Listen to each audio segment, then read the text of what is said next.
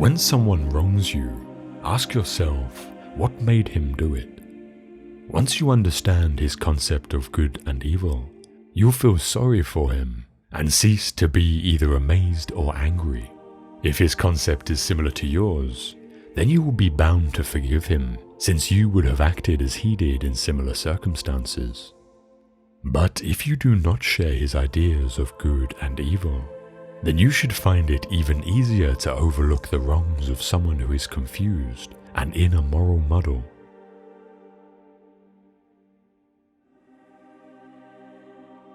You know yourself what you are worth in your own eyes, and at what price you will sell yourself. For men sell themselves at various prices. This is why when Florus was deliberating whether he should appear at Nero's shows, taking part in the performance himself, Agrippinus replied, "Appear by all means." And when Florus inquired, "But why do you not appear?" he answered, "Because I do not even consider the question." For the man who has once stooped to consider such questions, and to reckon up the value of external things, is not far from forgetting the manner of man he is.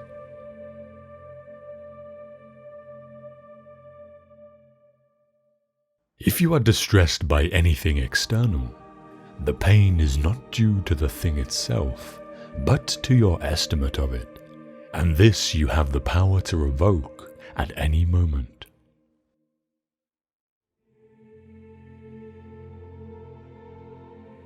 The first and most important field of philosophy is the application of principles such as do not lie. Next come the proofs, such as why we should not lie. The third field supports and articulates the proofs by asking, for example, how does this prove it? What exactly is proof? What is logical inference? What is contradiction? What is truth? What is falsehood? Thus the third field is necessary because of the second, and the second because of the first. The most important, though, the one that should occupy most of our time, is the first. But we do just the opposite. We are preoccupied with the third field, and give that all our attention, passing the first by altogether. The result is that we lie, but have no difficulty proving why we shouldn't.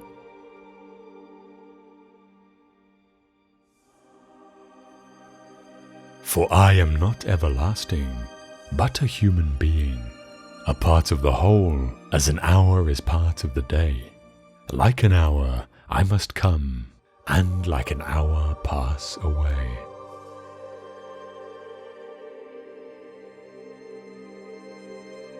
Remember that you must behave in life as at a dinner party.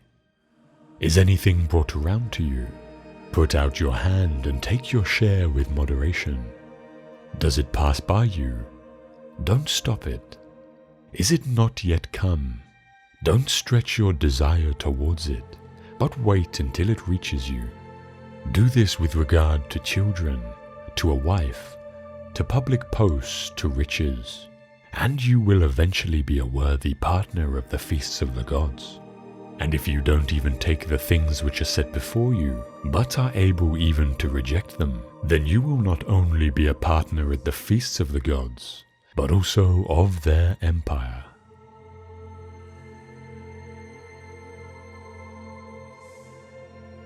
Remember that all we have is on loan from fortune, which can reclaim it without our permission, indeed without even advanced notice. Thus we should love all our dear ones, but always with the thought that we have no promise that we may keep them forever, nay, no promise even that we may keep them for long.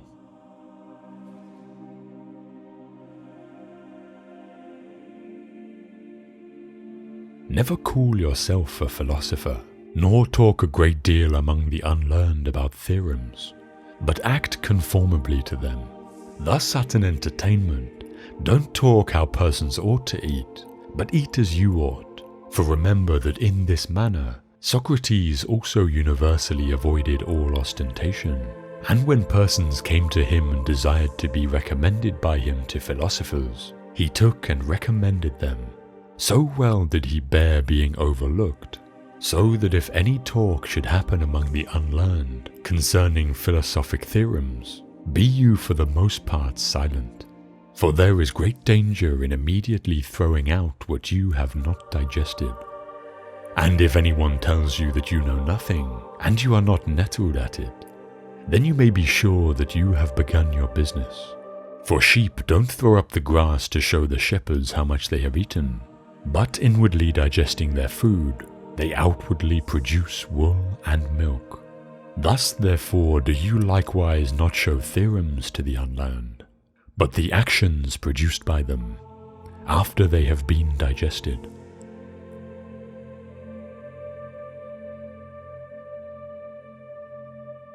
Philosophy is not an occupation of a popular nature, nor is it pursued for the sake of self-advertisement. Its concern is not with words, but with facts. It is not carried on with the object of passing the day in an entertaining sort of way and taking the boredom out of leisure. It molds and builds the personality, orders one's life, regulates one's conduct, shows one what one should do and what one should leave undone, sits at the helm, and keeps one on the correct course as one is tossed about in perilous seas. Without it, no one can live a life free of fear or worry. Every hour of the day, countless situations arise that call for advice. And for that advice, we have to look to philosophy.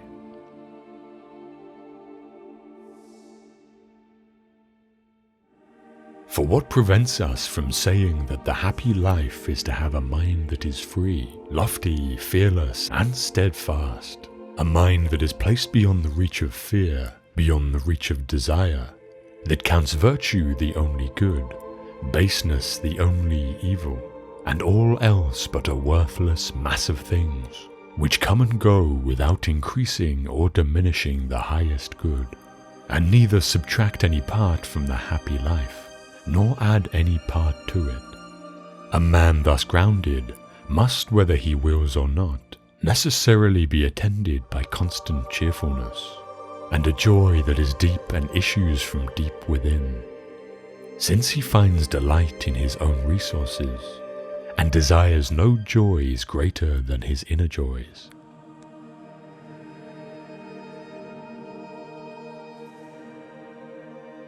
My advice is really this: what we hear the philosophers saying, and what we find in their writing, should be applied in our pursuit of the happy life.